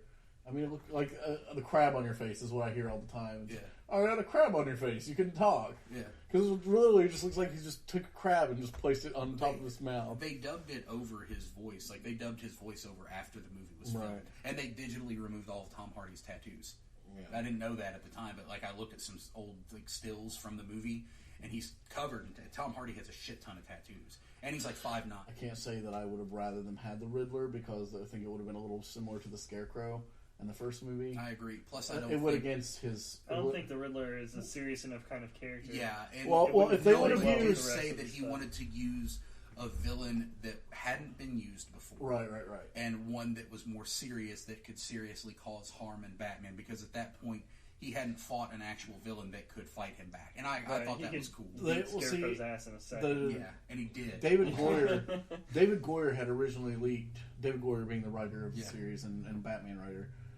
And DC writer altogether. But anyway, David Goyer originally leaked that DiCaprio was going to play the Riddler for the part, and if they would have used the Riddler like they've been using in the Arkham games, and how he's just a mastermind, shit, fucking insane fuck. Yeah, like it would have been great, and I could see DiCaprio doing that, especially after Shutter Island and The Aviator, where he was the Batman comics, Hush. Right. That entire, which is arguably the best Batman story probably written in 30 years. Right. Besides maybe Nightfall. Fucking good. And who ran Hush? Every bit of it? The fucking Riddler. Right. The Riddler did all of it. Just to fuck with Batman. Yep. You know, and if they would have done something like that, I could have jumped on board with the Riddler. But at the same time, like, what happened is Nolan went back and did research and started asking people if they wanted to see the Riddler, and they were like, no, because of fucking Jim Carrey. Really? That's why. Yeah, they're like, no. And when they really started thinking about it, he said that a lot of people were saying that they wanted to see Bane. And there was another villain that they mentioned Killer too. Croc, I'd heard a lot. Yeah, they were talking about Killer Croc like being in it, but not being a big And I'd part also of heard the big ones that I heard were Black Mask. Yeah. And Deadshot. They actually invented that character just for like the Gotham Knight or whatever it was. Yeah. But he hadn't been around for a long time. Yeah, but there's another good thing about Dark Knight Rises was Gary Oldman had the biggest part out of his part of any of the series up to date, and he was awesome. Oh yeah, and Joseph Gordon-Levitt was introduced as Donald Blake or Robin or whatever. He was basically Robin. He can eat a dick. Who? Like that's what I hated more than anything. Oh, that they made him Robin. They could have fucking. That was so. They could have said anything else. They could have said anything else in that movie, but that last 5 minutes pissed me. I was okay with Joseph Gordon-Levitt taking over the mantle of Batman. Right. I was okay with that, even though it's like, dude, you're gonna need to eat your fucking Wheaties, you skinny bitch. Yeah. Because he has absolutely no fucking skills, and you could see it throughout the movie. They built that, like when he accidentally shot that guy. Or, when he shot the guy, and then he looks at his gun and throws it down, and he's like, fuck this, I'm never using a gun again. Right. Which is an ode to the old 70s Batman comics, where Batman at one point found the gun that killed his parents, and he carried it with him all the time, but he never actually shot anyone with it, but he always carried it. And it was kind of an ode to that, where he's like, I'm never using a gun again. He's like, I'm better than the criminals. Yep. So I was okay with Joseph Gordon-Levitt maybe picking up the mantle of Batman, but I was not okay with how they executed it. That stupid, lame, stupid. What's your name? We don't see or John Blake or Donald Blake, whatever his name She was. said, "No, you should use your regular name." Or Robin, whatever. and I was like, I almost got up and walked out. Like I was wouldn't like, have made just much ruined the whole difference. fucking Yeah, it was It's over. 30 but seconds still, left. I fuck that. Yeah. And no, it actually I agree. would've, That was because lame as fuck. I did Probably love my biggest gripe of the movie, honestly. the Dark Knight Rises is my least favorite out of the three, for two reasons. One, because of that, and then two, because Alfred would never, no matter what, He would never leave. be ever like leave that. Bruce Wayne. Leave, right. He made a promise. He swore to Bruce's parents that he would never fucking let him go on his own. Yeah. Even though Bruce told him to get the fuck out, he would have been like, "You're gonna have to make me. Right. You're gonna have to actually physically throw me out." Of You're this gonna fucking have to house." make me. That's what Alfred would have done. That's where that Anthony Hopkins would have been real helpful. And I He'd hate be like, "Do it." I hated the Clarice. way. Yeah. I hated the way that the Batjet looked. It looked Oh, yeah. it looked like an alien spacecraft. It was weird. Yeah. Yeah, but I mean, once again, all substance, no style at all. Yeah. It was supposed to just be functional. Well, and that one really didn't have much substance because the whole bottom of it was just a propeller, basically. And Well, it's I mean, like, that- I'm gonna throw this telephone pole up in your propeller. And there goes. I also It's didn't meant for like- very specific kinds of operations, Steven. Batman was a little bit more indiscriminate with the whole killing thing in this one, and in the first movie, and then in the Dark Knight, like one of the things that the Joker was trying to get him to do was to kill somebody, right. and he wouldn't do it. But in the Dark Knight Rises, he was a little more okay with it. I guess he was kind of like, well, the situation calls for it, because I mean, he's purposely drove Talia al Ghul off of that fucking cliff where she crashed the truck, Right. and then didn't give a fuck when she did it. Yeah. You know, and that's not how it would have gone down.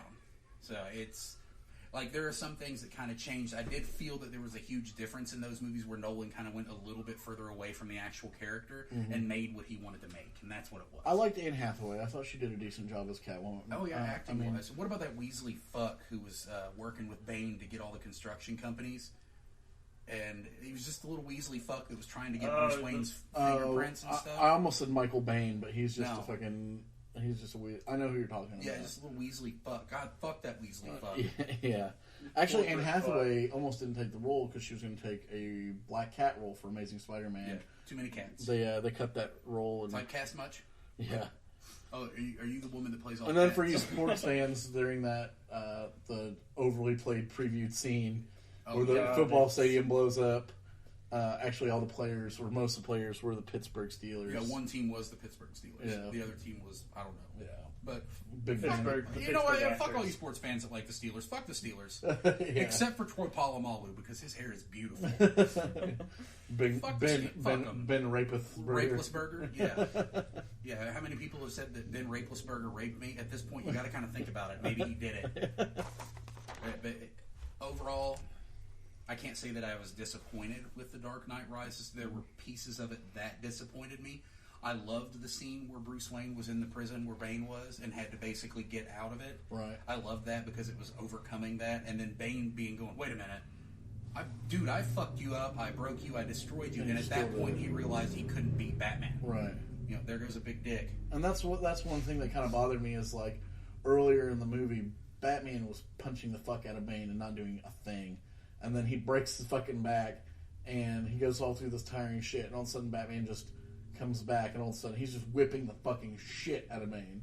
That's actually something that you could look at real combat sports and see that shit does happen. Really? Yeah, because there have been fights which have been badass fights between two champions in the UFC, or a champion and a challenger. Does one champion? Yeah, does one champion break the other champion's back beforehand? Not quite. But like, I'm just wondering. A couple that come up like and then prison surgery. A couple of years ago, when Shogun fought Lyoto Machida, Shogun won the fight but got fucking robbed, and then in the next fight knocked Lyoto Machida out in a minute. But I'm just saying, you come back and you're like, I may have lost, and then all of a sudden, dude comes back so determined. Which would make sense, but no matter what, you're never going to be 100% after you break your fucking back. And if you can't beat somebody, when you're not 100%, you are. When you're Batman, you're always 100%, even with a broken back. Dude, he had to wear like a fucking. He had to wear robotic knees for shit, which makes him more Batman. Yeah, and that's another question: is if he had that robotic knee where he could kick the shit out of the fucking. Why didn't he just kick the shit out of Bane? That, and why didn't he just put those things on his arms? Yeah.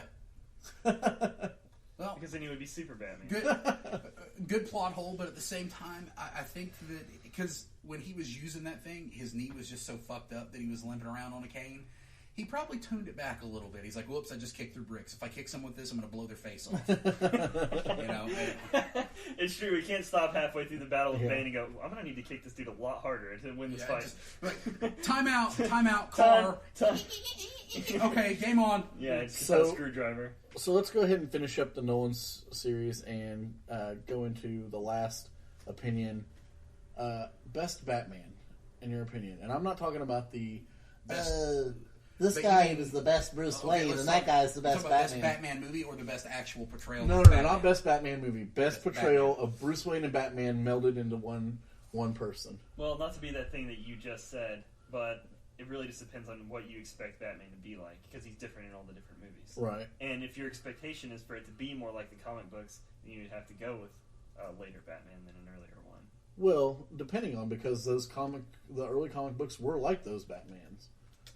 Like 1960s Batman was like 1960s Batman in the comics. Yeah. Same with 1980s and 1990s Batmans. I mean, they were very similar to the comics at that point. I don't think there was a whole lot of difference between Michael Keaton and Christian Bale, honestly.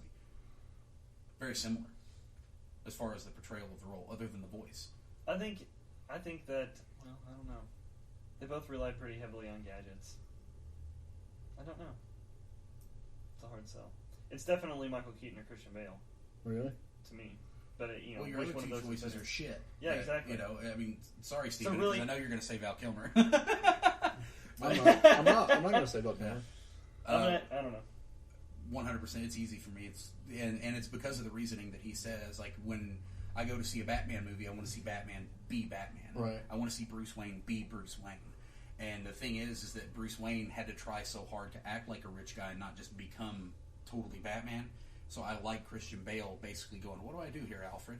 So I like that he relied upon Alfred. And then as Batman, he was brutal, he was intelligent, and he did what he had to do. And he still had that strong moral sense. Yeah. So as far as like what I'm looking for in a Batman, that portrayal of Christian Bale, I think, hit it. So you pick Keaton, you pick Bale? It's sort of a toss-up. I guess I would probably pick Bale. Depends on the day. Well, yeah, it really just depends on the day. I love the Keaton Batman so much, just for so many fucking reasons, but it's just like Mark said, it's a lot more what I want from Batman from Christian Bale. I think that I would not pick Val Kilmer. I told you I think Val Kilmer has the best profile. Physically the best profile as Batman. But I'm going to have to go with Keaton simply for the fact that Keaton's Bruce Wayne showed so much more emotion than Bale's Bruce Wayne. And I mean that in the sense that whenever Keaton meets Jack Nicholson and he knows who he is, that part, the whole devil, you ever dance with the devil? Oh, yeah. Tell me something, my friend. You ever dance with the devil in the pale moonlight? What? I always ask that of all my prey. I just like the sound of it. And he pulls that fucking fire poker out. And he's just like, I'm not Batman right now, but I'm going to whip your fucking ass with this poker if you come near me. Well, he did that on purpose, too. He had stuffed that shit up his shirt that he could eat the bullet. Right. That was basically like that big metal plank. Right, right. And that's what I'm saying. Like, I felt like you just got so much more acting out of the Bruce Wayne by Michael Keaton. But that's really not something I'm terribly concerned with. Well, it is probably why, because it's the same person. Like, I'm talking about... Michael Keaton's my pick. And honestly, if you did go back there and you wanted to look at a really good Bruce Wayne, Adam West was an awesome Bruce Wayne. But he was just a Bill Shatner Bruce Wayne, pretty much. But he played the millionaire part fucking awesomely. Oh yeah, he was like Roger Moore millionaire. Oh yeah, that's actually who I think about like all the time whenever I see Bruce Wayne in the old Batman show is Roger Moore. Really? Yeah, I really do because. And Adam West even said it that Batman was basically just James Bond. Yeah, you know, and I can see that, and that's what he based it all off of was the Roger Moore, and I think at the time it was actually still Sean Connery, and you can see that. You can see the very deliberate way he delivers his lines and how he acts and how he carries himself. You can see that. I feel like, and it was once again going along with what Mark said about Batman having to pretend to be Bruce Wayne. I feel like really all the Bruce Waynes besides Christian Bale didn't seem to have to pretend. They seemed to effortlessly go between being Batman and being Bruce Wayne. It seemed like they were practiced at it. I don't agree because I think Michael Keaton's like, I don't even think I've ever been in this room before. Like whenever he's at the dinner table, obviously he doesn't give a shit that he's a millionaire. If he's it's not that he doesn't give a shit. Him saying that he's like, I'm so fucking rich, I don't even know where I am. Right. And that's what I'm saying. He's kind of trying. Yeah, look at these 200 million acres of fucking 6 White Houses glued together. I don't know. I gotta go with Keaton. Yeah, I mean, I understand. I love Michael Keaton as Batman. Yeah, I'm not going to argue awesome, with you. but I'm just saying what my pick. And that Batman movie was always my favorite. Even when Batman Begins came out, I was still real torn. When The Dark Knight came out, it pretty much pulled, and I had watched the old Batman movie with Jack Nicholson in it so many fucking times that I had begun to hate it because I started catching all the things that I hated about what they did with that movie, like the fact that Batman kept killing the shit out of it with no fucking problem. I mean, purposely throwing people off of rooftops and blowing them up, and I'm sitting like, dude, machine gunning the shit, right? Just shooting the shit out of everybody. Did not give. Who the fuck are you saving in the city? You've killed everyone. They're all dead. And he continued that in Batman Returns. Yeah. Batman Forever, he killed a couple people. Batman and Robin, what the fuck? It was basically, I don't know why that movie was ever fucking made to begin with. And then two, he was... toys. Yeah, the same reason they were going to make another Transformers movie with all new characters. Yeah, until they finally, somebody was like, stop it! Yeah, finally Hasbro went, no. Stop it, Michael Bay. So, this brings me to our last conversation. Next year, we've got Batman playing a side role into Superman. Well, it's 2 years. It's it's okay, 2 years from now. So is that what it is? It's supposed to be like Superman, but Batman's there too? It's Superman and Batman, but from what I understand, probably the first half of the movie is going to be Superman versus Batman, and then they're going to team up against a greater evil. Probably Lex Luthor. A greater evil than Batman or Superman? Yeah. So, you have Henry Cavill, of course, playing Superman, and Ben Affleck has been positively slated to play Batman. He is. Well, I mean, if they pulled him out of it now, I don't think they could. No, he's 100% Batman. He's contracted as Batman. Like at this point, he had to drop other projects. And this is a role that Christian Bale turned down $50 million. Yeah. To do. He said he was done. He said he was done with it. Yeah, he did. Just said I think he fucking phoned in part of Batman or Dark Knight Rises. Once again, why it's not as good as the second one. So what's your opinions on Ben Affleck being Batman? And I honestly, I never had that moment that everybody seems to be having where they're like, To me, since Ben Affleck has been directing, he's been a fantastic actor, and he's got the look down. He's got to work on his voice, which I'm sure is not that hard when you're an actor. But the chiseled jaw look, and he's going to look fantastic in the suit. I think he's going to look absolutely fantastic as Batman because he looks. He's got the dark black hair. He's very tall. He's good looking. He's got that giant. He can grizzle. Line, he can grizzle his face. Yeah, he can be stubbly because they're saying that this is supposed to be an older Batman right. that is pretty much giving advice to Superman. Like we're fighting because you're not doing it the way I would do it. Because Batman knows what's right because you're Superman and I'm Batman. And that's pretty much what it's going to be like from what I keep reading. Because Batman's way better. Because, yeah, obviously. Yeah, I was going to say, for me, it's going to really depend on what the circumstances are for what era is this Batman? Is this earlier Batman? Is this Batman this is later sick Batman. to death Yeah, this is Justice League Batman. Yeah. Okay, well, I think he's going to be fucking excellent. Yeah. Then. I don't think there's any problem. Justice League Batman is a darker Batman that will set everybody and put everybody in check. Yeah, and that's basically why Batman's in the Justice League. League. Crazy Batman suit that is made out of kryptonite and will fuck shit up. Well, I mean, he's the voice of reason when all these people don't want to do a certain thing. Batman will say, "Listen, this is a reason we need to do it." Well, that's because he's the only person that is a regular guy. He's the only person that doesn't rely upon superpowers from whatever it is. Besides Green Arrow, yeah, he relies on his being super duper intelligent and having crazy deductive skills, right? And basically being the smartest man on the planet. Yeah, you know, basically just Tony Stark, fucking. But Batman. Mr. Fantastic. So, yeah, and I was totally against it at first just because, I mean, Daredevil was shitty. It was terrible. But Daredevil wasn't Ben Affleck's fault. He did not do a bad job as Matt Murdock. I don't think he acted poorly, and it was just the movie was so bad. Yeah, it was shitty. And I don't think that he would act a bad role. The problem that I have is that it's really hard for me to see Ben Affleck as Batman because I've never, even the movies where he's really good, I've never really liked him a whole lot as a leading character. I've always liked him more as a supporting role or as a, basically hand-in-hand role, like with Matt Damon in every other movie he does.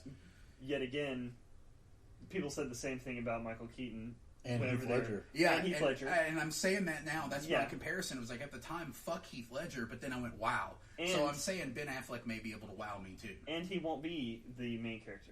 No. It is still a supporting role, as you were just saying. He plays better as a supporting role. But the thing is that he is still a main role. It's a Superman and Batman movie. Right, I know but that, it but is I'm just a direct saying, sequel of Man of there's Steel. no way for one of them to be the... Yeah. If it's a direct sequel to Man of Steel, then Superman is the main character. Yeah. No question. Yeah, so, but it's not going to be... It's not set in the same world as Christopher Nolan's Batman. No. It was going to be originally because they just said they've been talking about a team-up for a long time.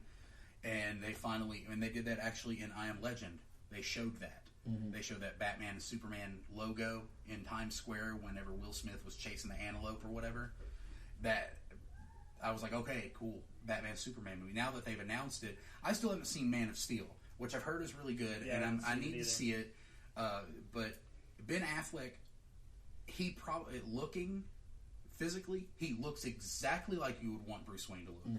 He looks exactly like you would expect Batman to look if he puts the mask on. Just that profile of his lower jaw.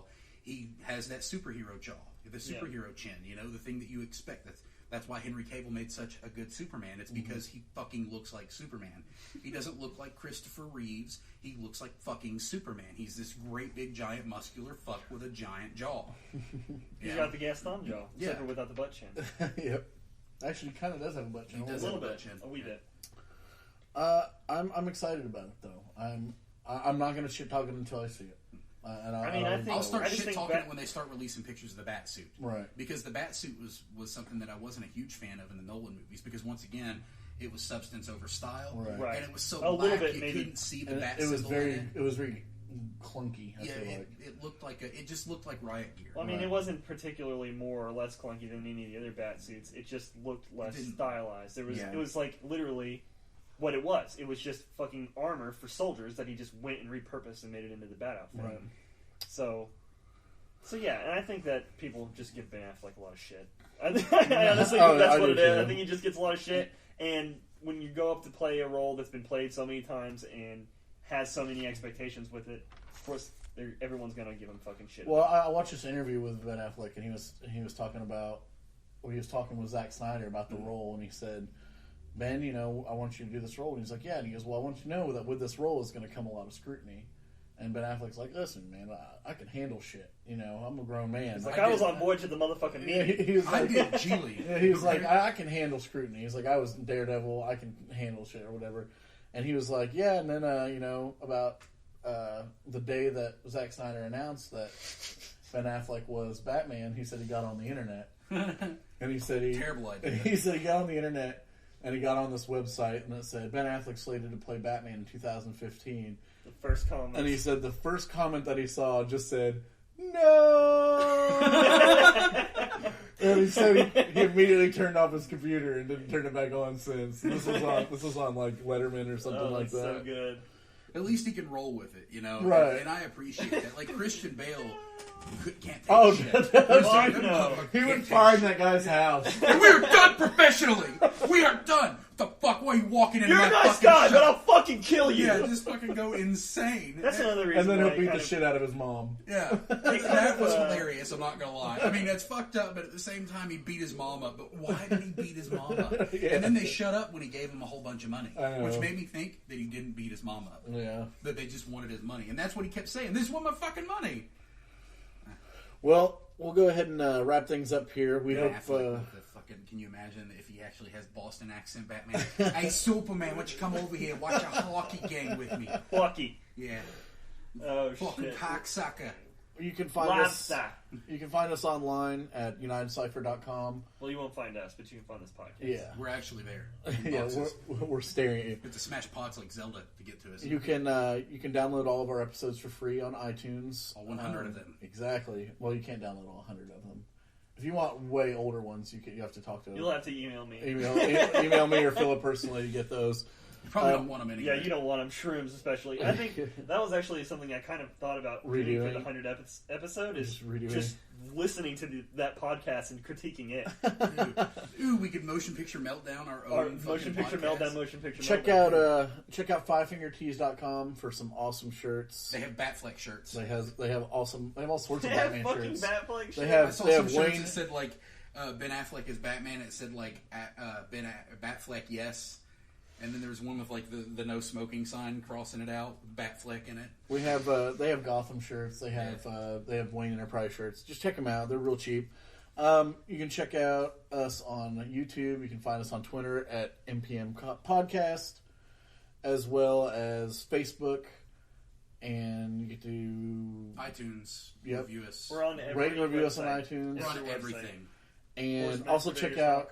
Also Tumblr? check Did you out. put it on Tumblr? Yep, my Tumblr. Also check us out. Look at it. Unitedcypher.com and UC Presents. They've got some funny shit up there. Yep.